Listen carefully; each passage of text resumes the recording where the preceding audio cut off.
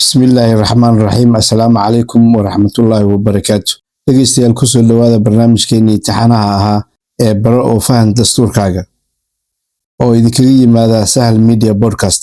Maantana waxaa idiin soo gudbinaya aniga oo ah injineer Axmed Maxamed Sahal. Tafatiraha barnaamijkuna waa Cabduqaadir Maxamed Macow Cabduqaadir Abaadir. Kusoo dhawaada barnaamijka.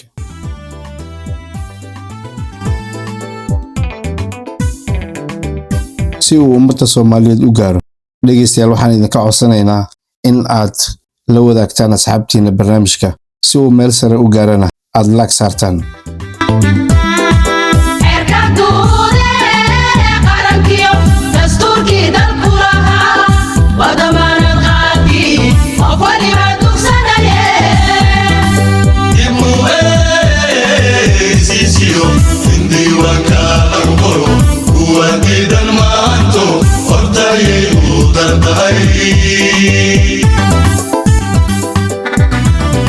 dhegeystayaal maantana barnaamijkeena waxaan ku soo qaadanaynaa cutubka saddexaad ee dastuurka Jamhuuriyadda Federaalka Soomaaliya oo ka kooban qodobada 43, 44 iyo 45 ee dastuurka Jamhuuriyadda Federaalka Soomaaliya. Ku soo dhawaada barnaamijkeennii baro oo fahan dastuurkaaga.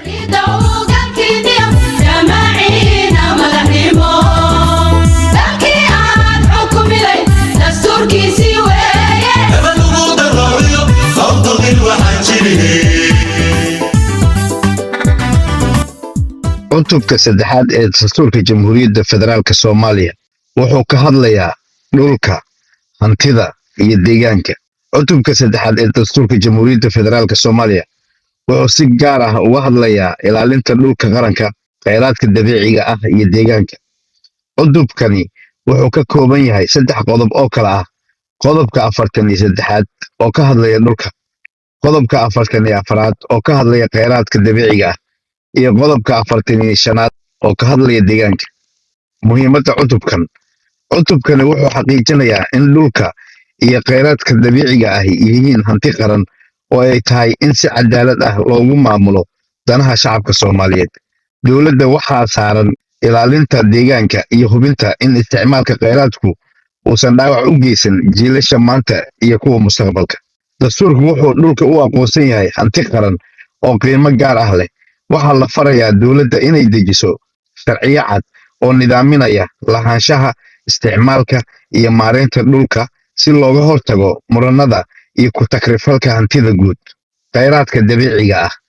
kheyraadka dabiiciga ah sida shidaalka, gaaska, macdanta, biyaha iyo kheyraadka kale waa hanti ay wada leeyihiin shacabka Soomaaliyeed.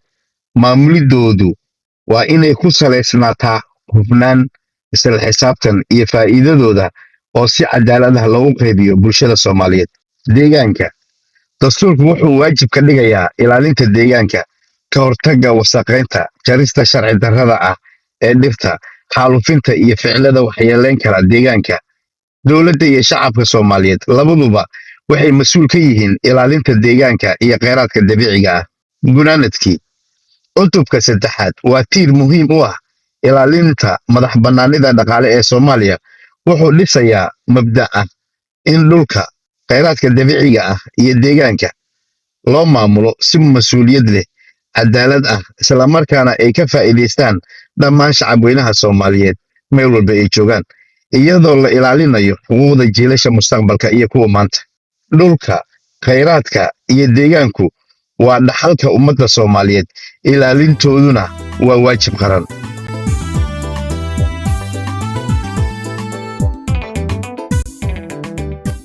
cutubka saddexaad waxa uu ka hadlayaa dhulka, hantida iyo deegaanka. cutubka saddexaad qodobka 43 oo ka hadlaya dhulka. cutubka saddexaad qodobka 43 farqadiisa 1.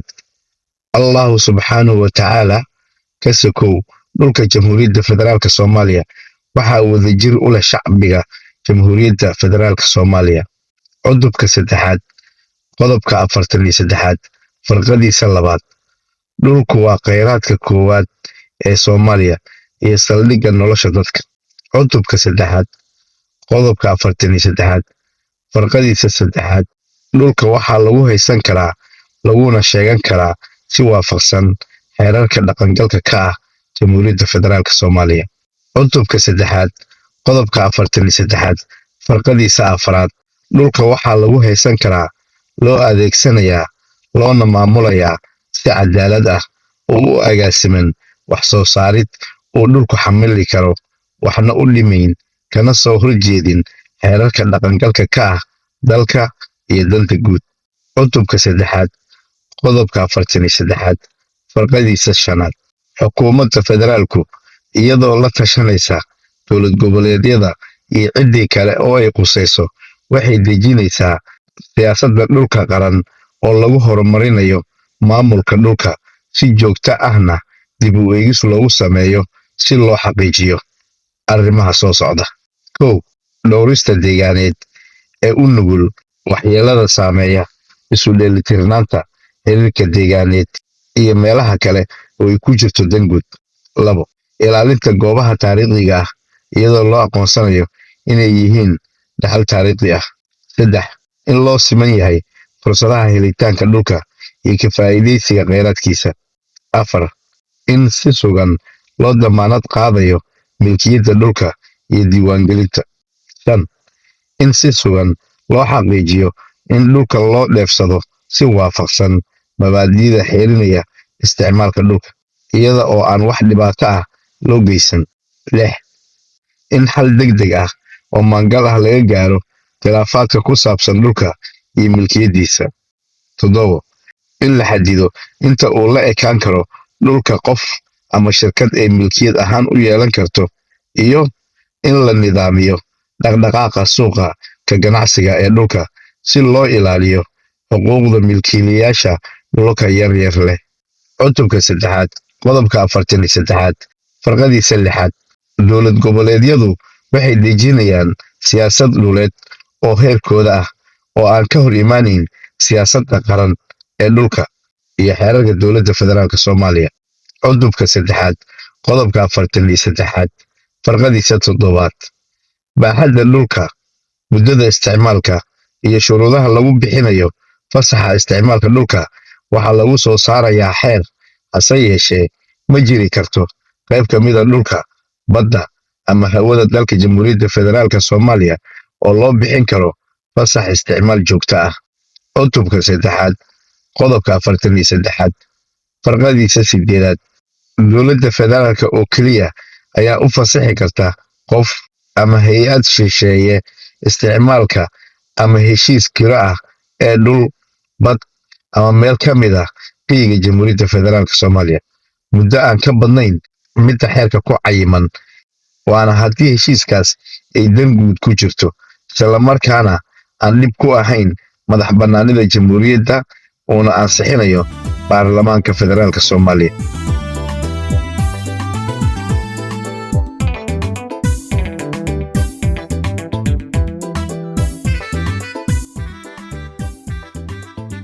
Cutubka 3 qodobka 44 waxa uu ka hadlayaa kheyraadka dabiiciga ah. Cutubka 3 qodobka 44 farqadiisa 1 kheyraadka dabiiciga ee Jamhuuriyadda Federaalka Soomaaliya waa hanti qaran waxaana looga faa'iideysanayaa qaab waara oo badda iyo dhulkuba xamili karaan oo aan wax u dhimayn shacabkana waxtar u leh. Cutubka 3 qodobka 44 farqadiisa 2 waxaa xeer lagu dhisayaa hay'ado u xilsaaran maareynta milkiyadda iyo kheyraadka dabiiciga ah looga faa'iideysto si aan badda iyo bariga dhulka wax u dhimayn oo waxyeelana ka ilaalinaysa hantida dabiiciga ah. Hay'adahaas oo ay ka mid yihiin balse aan ku koobnayn hay'adda macdanta, hay'adda biyaha iyo hay'adda ugaarta iyo duurjoogta. Cutubka 3 qodobka 44 farqadiisa 3 guddiga qoondeynta iyo wadaagga dakhliga waa in uu sugaa in dakhliga ka yimaada hantida dabiiciga ah ay si cadaalad ah u wadaagaan dowladda federaalka, dowlad goboleedyada iyo dowladaha hoose ee Jamhuuriyadda Federaalka Soomaaliya.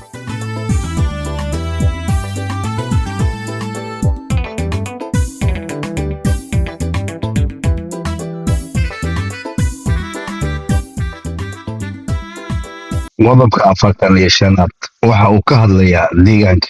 cutubka 3 qodobka 45aad farqadiisa koowaad. dhammaan heerarka kala duwan ee hay-adaha dowladda waxaa waajib ku ah ilaalinta, kaydinta iyo dhowrista deegaanka, iyadoo laga hortegayo xaalufinta, wasakhaynta iyo waxyeello kasta oo kale. cutubka 3 qodobka 45aad farqadiisa labaad. dhammaan dadka ku nool Jamhuuriyadda Federaalka Soomaaliya waxaa waajib ku ah ilaalinta, kobcinta deegaanka iyo ka qaybgalka horumarinta, fulinta, maaraynta, xanaanaynta iyo dhowrista kheyraadka dabiiciga ah iyo deegaankaba. cutubka 3 qodobka 45aad farqadiisa 3.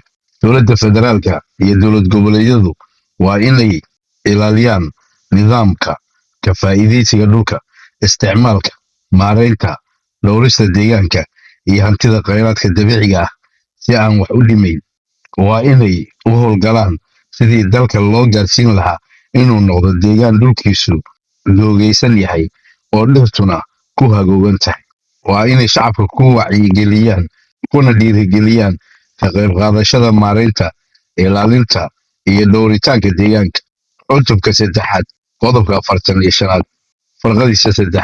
waa inay ilaaliyaan ugaarta, isirxayeenka iyo noocyada nafleyda kala duwan ee dalka. waa inay dejiyaan nidaamyo qiimeeya ilaa heerka ay gaarsiisan tahay saamaynta waxyeelada deegaanka iyo u kuurgelidda xaaladaha deegaanka. waa inay ciribtiraan waxyaabaha deegaanka halista ku ah dhammaantood.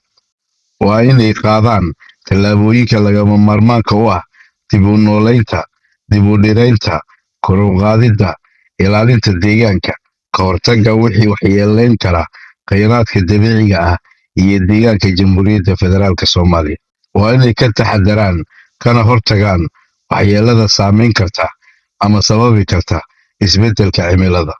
waa inay mamnuucaan xaalufinta dhirta iyo ka ganacsiga dhuxusha idil ahaanteed. cutubka 3 qodobka 45aad farqadiisa 4.